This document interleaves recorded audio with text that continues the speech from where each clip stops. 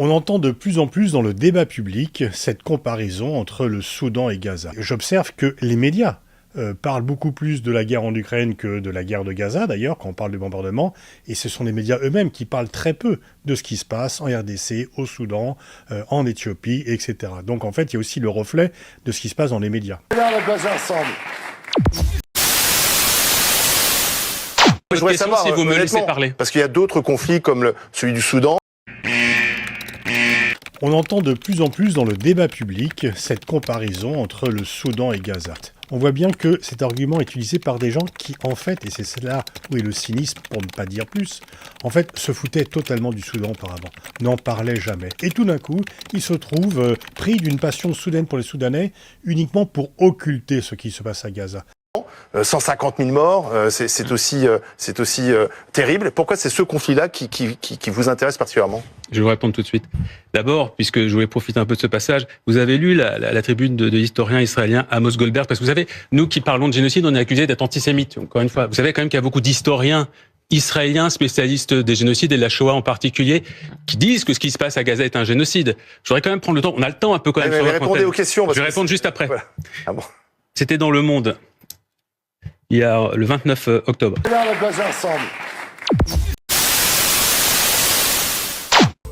Amos Goldberg, historien israélien. Ce qui se passe à Gaza est un génocide, car Gaza n'existe plus. Car Gaza n'existe plus. Le territoire a été totalement détruit. Le niveau et le rythme de tuerie indiscriminée touchant un nombre énorme de personnes innocentes, y compris dans des lieux définis par Israël comme des zones sûres. La destruction de maisons, d'infrastructures, de presque tous les hôpitaux et universités. Les déplacements de masse, la famine organisée, l'écrasement des élites et la déshumanisation étendue des Palestiniens dessinent l'image globale d'un génocide. Vous savez qu'il y a des centaines de spécialistes, d'universitaires qui disent exactement la même chose. Voilà. Alors pourquoi j'en parle tant ? Je réponds à votre question. Oui. Parce qu'on n'est pas nombreux à en parler. Ah bon ? Ouais. Il date de quand votre dernier sujet, vous sur BFM ? Vous plaisantez ? Votre dernier sujet. C'est un long format qui a d'ailleurs été salué par la critique et qui a obtenu un prix qui s'appelle L'Enfer de Gaza. Merci, c'était quand ça ? Il est encore disponible. Non, mais les massacres à Gaza, c'est tous les jours.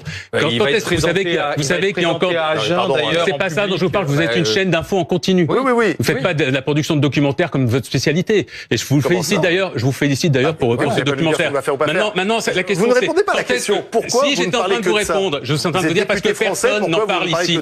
Parce que notamment, les médias ne font pas leur travail. Tout le monde en parle. Vous plaisantez. C'est le conflit le plus couvert de ces derniers mois. C'est vous qui plaisantez, c'est le conflit le plus couvert.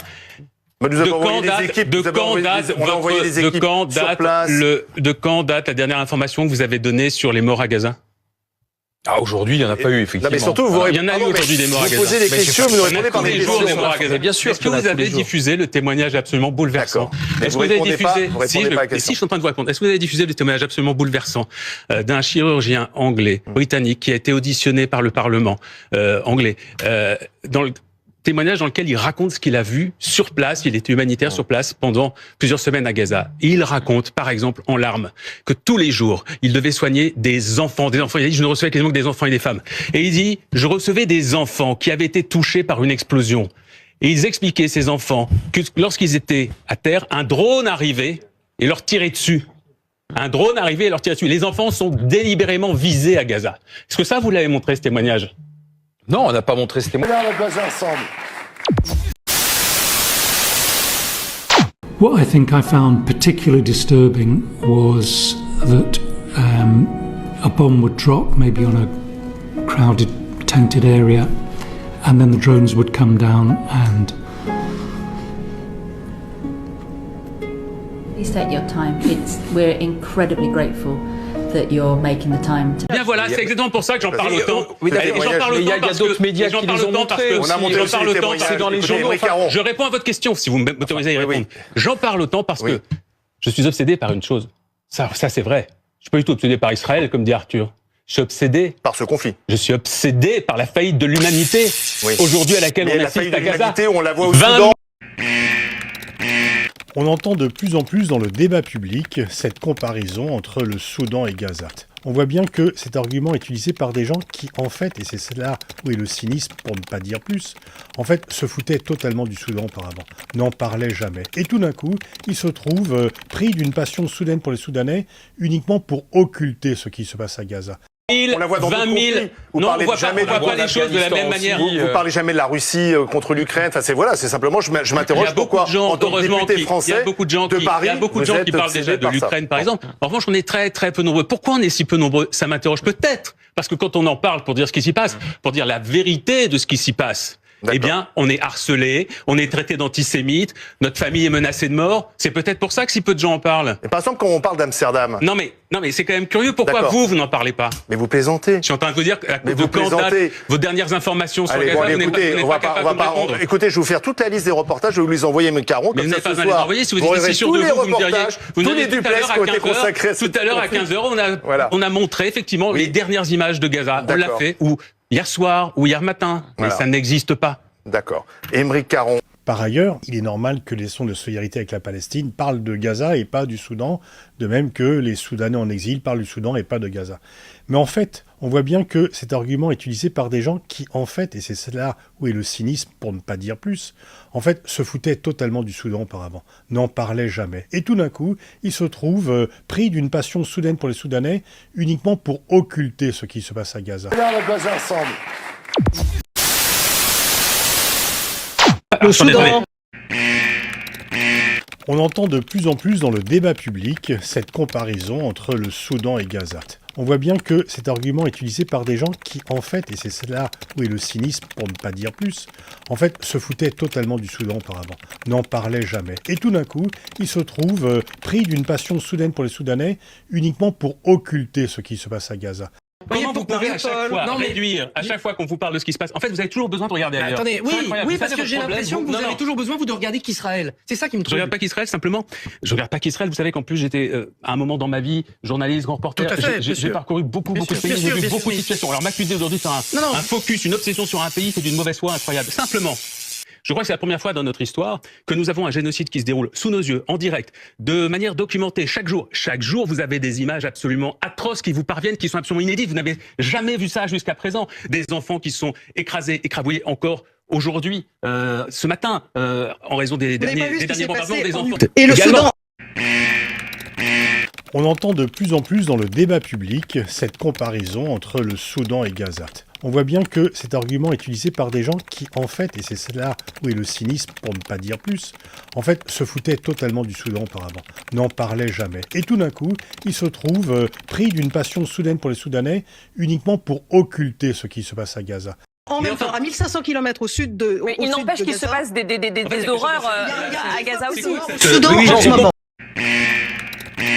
On entend de plus en plus dans le débat public cette comparaison entre le Soudan et Gaza. On voit bien que cet argument est utilisé par des gens qui, en fait, et c'est là où est le cynisme pour ne pas dire plus, en fait, se foutaient totalement du Soudan auparavant, n'en parlaient jamais. Et tout d'un coup, ils se trouvent pris d'une passion soudaine pour les Soudanais, uniquement pour occulter ce qui se passe à Gaza. Je comprends bien cette stratégie qui est extrêmement offensante pour les Palestiniens, parce que cette manière de les déshumaniser, à savoir que vous ne voulez pas qu'on ait de conversation. Le Soudan, c'est rien. On entend de plus en plus dans le débat public cette comparaison entre le Soudan et Gaza. On voit bien que cet argument est utilisé par des gens qui, en fait, et c'est là où est le cynisme pour ne pas dire plus, en fait, se foutaient totalement du Soudan auparavant, n'en parlaient jamais. Et tout d'un coup, ils se trouvent pris d'une passion soudaine pour les Soudanais, uniquement pour occulter ce qui se passe à Gaza. Vous ne voulez pas... Ils sont noirs, ça vous ennuie. Attendez, est-ce que vous n'ayez pas un mot de compassion aujourd'hui pour ce qui se passe à Gaza et pour ce que subissent les Palestiniens? Comment se fait-il que vous soyez en train de parler du Soudan au moment, et vous parlez aussi, vous parlez de l'Afghanistan, alors que ce dont nous essayons de parler ce soir, c'est le sort absolument atroce qui est réservé aux enfants palestiniens. C'est atroce. Mais oui, parlons-en. Pourquoi essayez-vous toujours de détourner l'attention sur d'autres sujets? Vous détournez l'attention, c'est scandaleux. C'est une manière de déshumaniser ce que vivent les Palestiniens qui est absolument immonde. Donc en fait, ce qui se passe au Soudan ne les concerne pas. Les malheurs des Soudanais sont juste un prétexte pour qu'on ne parle pas de Gaza. Et c'est donc parfaitement cynique et même révoltant. Et ce qui est le plus grave, c'est que ces gens viennent se draper d'une vertu morale en disant que eux s'occupent du Soudan. Regarde Gaza ensemble. Vous ne citez pas la guerre en Syrie, vous ne citez pas la guerre au Congo, vous ne citez pas les génocides. Je vous parlais, je demandais si je vous parlais justement. Mais vous ne citez pas tous ces conflits qui effectivement voient la mort des enfants dans ces guerres. On entend de plus en plus dans le débat public cette comparaison. On voit bien que cet argument est utilisé par des gens qui, en fait, et c'est là où est le cynisme pour ne pas dire plus, en fait, se foutaient totalement du paravent, n'en parlaient jamais. Et tout d'un coup, ils se trouvent pris d'une passion soudaine uniquement pour occulter ce qui se passe à Gaza. Non, ce n'est pas un conflit comme les autres. Oui, ça a commencé par Gaza. En 4 mois à Gaza, ont été tués plus d'enfants que partout dans le monde, dans les conflits du reste du monde en 4 ans. Vous le savez. C'est pour ça que l'on demande un cessez-le-feu. C'est pour ça que la France demande un cessez-le-feu. Nous sommes dans une situation inédite. C'est pour ça que la France demande un cessez-le-feu. N'importe quel autre pays qu'Israël aurait commis ces massacres, il aurait été mis au banc de la communauté internationale. Et si jamais tout le monde aujourd'hui sur ce plateau est en train d'essayer de défendre ce pays, c'est parce que c'est un pays qui aujourd'hui n'est pas traité comme les autres pays. Mais encore une fois, attendez, je vous arrête tout de suite si le Hamas se rendait. Arrêtez avec ça. Vous êtes indécent. Vous le dites honnêtement. Vous êtes indécent. Il y a des émissaires au Caire, ils vous écoutent les émissaires au Caire, ils écoutent les politiques internationaux. Il y a pas un cessez-le-feu là qui devait être signé, le Hamas avait dit oui. C'est Netanyahou qui ne veut pas du cessez-le-feu. Netanyahou veut continuer sa guerre, il veut aller massacrer jusqu'au bout les Palestiniens. Et vous savez très bien pourquoi. Là, on va ensemble. Pourquoi ce conflit-là, David Guiraud?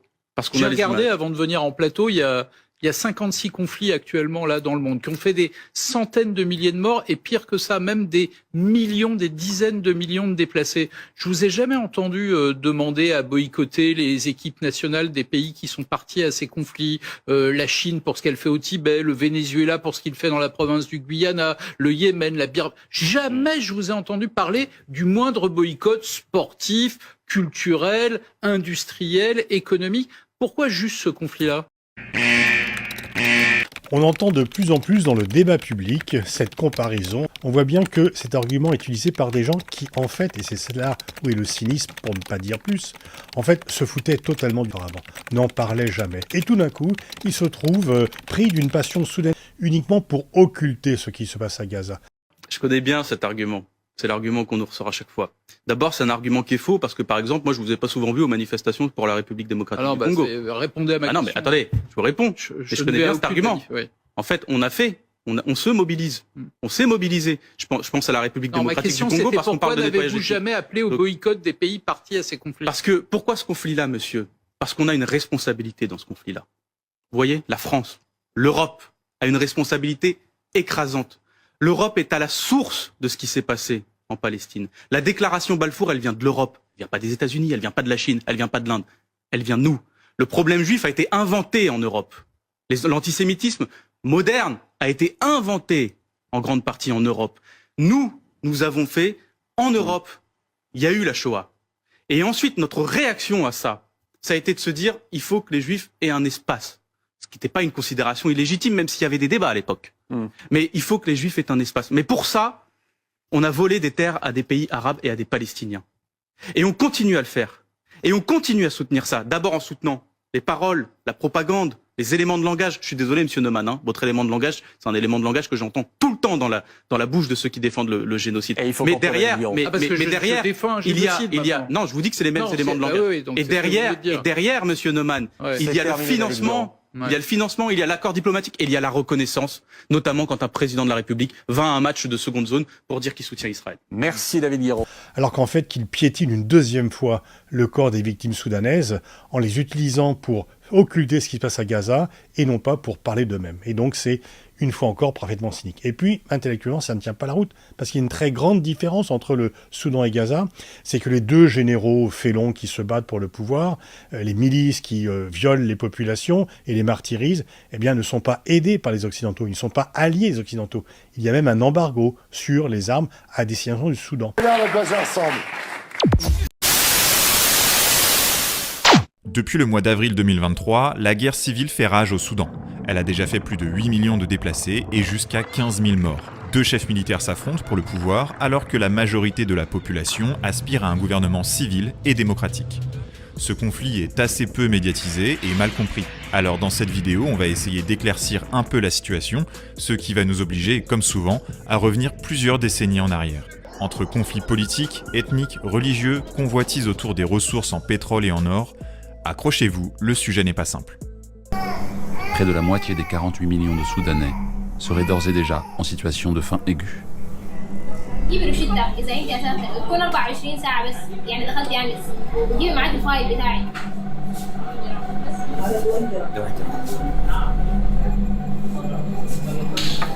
Alors qu'Israël se réclame du camp occidental. D'ailleurs, la preuve, on dit, ben non, Israël est une démocratie, il ne faut pas l'attaquer, et donc il y a une solidarité civilisationnelle entre les pays occidentaux et Israël. D'où le fait que, malgré les appels au cessez-le-feu, on continue à envoyer des armes à Israël. Et donc la grande différence, c'est que dans un cas, il y a des crimes de guerre qui sont commis par des gens avec lesquels on n'a pas grand-chose à faire, et dans l'autre, il y a des crimes de guerre qui sont commis par nos alliés, par des gens qui se réclament de nous, et en fait, avec lesquels on est de fait solidaire. Et ceci nous est reproché par les pays du Sud, qui voient bien cette hypocrisie. Et donc, en fait, on s'affaiblit, et la responsabilité d'Israël dans les crimes de guerre qu'il commet à Gaza rejaillit sur nous occidentaux, parce que c'est le crédit moral qui est mis en cause lorsque nous restons silencieux, que nous faisons que des protestations purement verbales par rapport à ce qui se passe. Qu'est-ce que l'on peut faire par rapport au Soudan ? On peut effectivement faire un embargo, mettre des sanctions contre les personnes, mais on ne va pas envoyer de troupes. On ne va pas non plus envoyer de troupes en Israël, mais on pourrait aussi faire un embargo, on pourrait aussi faire des sanctions sur les personnes et ne pas protester par ailleurs lorsque la Cour pénale internationale émet un mandat d'arrêt contre Netanyahou. Parce que les mêmes qui disent « vous faites silence sur le Soudan, vous ne parlez que de Gaza », eh bien protestent lorsqu'un mandat d'arrêt de la Cour pénale internationale est émis à l'encontre de Benyamin Netanyahou. Ce qui se passe au Soudan n'engage pas le monde occidental, ça ne fait pas partie de nos alliés. Ce qui se passe à Gaza engage le monde occidental parce que Israël est notre allié, se réclame de cette alliance et que nous-mêmes, nous mettons en avant cette alliance pour ne pas trop critiquer Israël, ne pas trop gêner son action. Moi, j'étais déjà de ceux qui disaient qu'il fallait sanctionner l'équipe israélienne. Alors, s'il faut sanctionner l'équipe iranienne, par exemple, qui soutient le Hezbollah et qui est un mouvement terroriste. En fait, c'est intéressant. À chaque fois que vous faites ça. Non, mais quand je vous parle d'un sujet, vous me reprochez de ne pas parler d'un autre sujet. Mais pourquoi vous ne pouvez pas parler du sujet c'est lié dans le conflit qui vous obsède. L'Iran joue une part importante. Eh ben, si vous voulez, proposez-le. Moi, je fais une proposition. Si vous voulez effectivement qu'on sanctionne l'Iran, doit plus non plus jouer un match de foot. Proposez-le. Non, mais il n'y a pas de souci. Je vous pose la question. Je croyais que vous étiez journaliste et que donc vous n'aviez pas d'avis. Vous venez de dire ça il y a 2 minutes. Non, je vous pose une question. Vous avez beaucoup d'avis. Vous avez beaucoup d'avis parce que d'ailleurs c'est votre rôle dans cette émission de donner votre avis. Non, c'est pas ça. Mais est-ce que vous êtes obsédé par Israël ? Est-ce que non, pas par Israël. Vous avez ce même regard un journaliste en principe est censé rapporter correctement les propos. J'ai dit l'inverse. Je suis obsédé par ce qui passe à Gaza et non par Israël. Est-ce que aussi vous mettez l'Iran dans la responsabilité de ce qui se passe aussi sur place ? Alors, est-ce qu'il faut que Non, je ne soutiens pas le régime iranien. Non, c'est pas ça ma question. Est-ce que l'Iran est aussi responsable de ce conflit ? De quoi ? En soutenant financièrement le Hezbollah, mais aussi le Hamas. Le Hamas qui a donc été soutenu par les canaux de Netanyahou. Je réponds. Donc bien sûr que les responsabilités sont multiples. Donc s'il y avait un match France-Iran, vous seriez le premier à dire l'Iran ne peut pas jouer contre la France. Le problème, c'est que si on va dans l'histoire de toutes les diplomaties, on va trouver des problèmes dans beaucoup d'endroits. Mais on est donc quand même obligé de s'arrêter sur ce qui nous paraît peut-être le plus évident dans l'horreur ou dans la barbarie ou dans l'inacceptable. Toutes les violations. Personnelle, c'est vous qui hiérarchisez des situations de guerre. Parce que la façon dont les Russes ont traité les Tchétchènes n'était pas plus agréable. Et la façon dont les Chinois traitent les Ouïghours n'a rien d'enviable. Au moment où je vous parle, Attends, il va terminer, il va simplement terminer. Non, mais c'est simplement ce point-là, c'est que vous avez hiérarchisé certaines causes. Non, j'ai rien hiérarchisé, il y a des évidences qui s'imposent à vous. Vous n'avez qu'un bracelet au poignet, moi j'en ai pas. Comment ? Mais vous n'avez qu'un bracelet au poignet, moi j'en ai pas. Donc vous avez ce Free Palestine. Donc et vous me le reprochez ? Non, pas du tout. Je dis que vous avez votre hiérarchie des valeurs. C'est pas comme si je. Non, mais vous pourriez en avoir 4 autres, 5 autres, 6 autres, des conflits dans le monde qui sont d'une gravité au moins équivalente par le fait que des crimes de guerre sont commis. Il n'y en a pas qu'un seul. Vous n'avez pas remarqué un truc, c'est que dans l'histoire de l'humanité, dans l'histoire récente notamment, il y a des gens qui ont porté des combats. Oui. Il y a des féministes qui sont connus. Il y a des militants pour les droits homosexuels qui sont connus. Il y a des militants pour pour les Ouïghours qui ont vraiment porté ce combat. Et c'est comme ça. Il y a des gens qui décident de s'investir dans un combat plutôt qu'un autre. Ça veut pas dire qu'ils méprisent les autres. Mais vous êtes député de la République. Ça s'appelle. Oui, bien sûr. Vous n'êtes pas seulement un activiste. Comment ? Vous n'êtes pas seulement un activiste, vous êtes aussi un député, représentant. Mais je fais parfaitement mon travail. Des électeurs. C'est ça, vous ne comprenez pas. J'incarne, effectivement. Je porte la voix de celles et ceux qui m'ont élu et je suis là pour porter une vision politique à l'Assemblée. Or, je porte une vision politique qui est typiquement celle de la France dans laquelle j'ai grandi, en tout cas qu'on m'a présenté comme étant la France, c'est-à-dire celle qui porte des valeurs humanitaires et humanistes fortes. D'accord ? Or, ce à quoi j'assiste, pardon, je termine, ce à quoi j'assiste depuis un an, dans le silence, dans l'inaction, dans le soutien à ce qui se passe à Gaza, à ces atrocités absolument inédites au XXe siècle, ne correspond pas du tout à la France dans laquelle j'ai grandi et aux valeurs républicaines, d'humanisme, d'humanité qui sont censées être celles de notre pays. Vous savez, ce pays qui s'enorgueillit de défendre mieux que tous les autres les droits humains. Et là, qu'est-ce qu'on fait ? Et donc, aux yeux du monde entier, nous sommes indirectement responsables de ce qui se passe à Gaza, alors que nous ne sommes pas du tout responsables de ce qui se passe au Soudan. Bon, en plus, ceux qui parlent du Soudan pour qu'on ne parle pas de Gaza ne disent pas ce qu'il faudrait faire au Soudan, ils n'apportent pas de solution, c'est juste un peu pour faire du buzz et pour cacher leurs véritables intentions, qui est la sanctuarisation de l'action militaire du gouvernement israélien sur Gaza et désormais sur le Liban. Ces arguments qui sont vraiment non seulement immoraux mais inintelligents passent de moins en moins. Il faut vraiment prendre les gens pour des imbéciles pour dire que c'est uniquement par antisémitisme mal caché qu'on s'occupe de Gaza et que en fait on s'occupe pas du Soudan. Non, ce qui se passe à Gaza est extrêmement grave. C'est l'avenir de cette région qui est en cause, mais aussi l'avenir du monde et la face du monde et une fois encore notre responsabilité indirecte du fait des liens étroits, anciens et nourris que nous avons avec Israël, que nous avons toujours, et dont aucun n'a été mis en cause, malgré l'étendue des crimes de guerre israéliens à Gaza.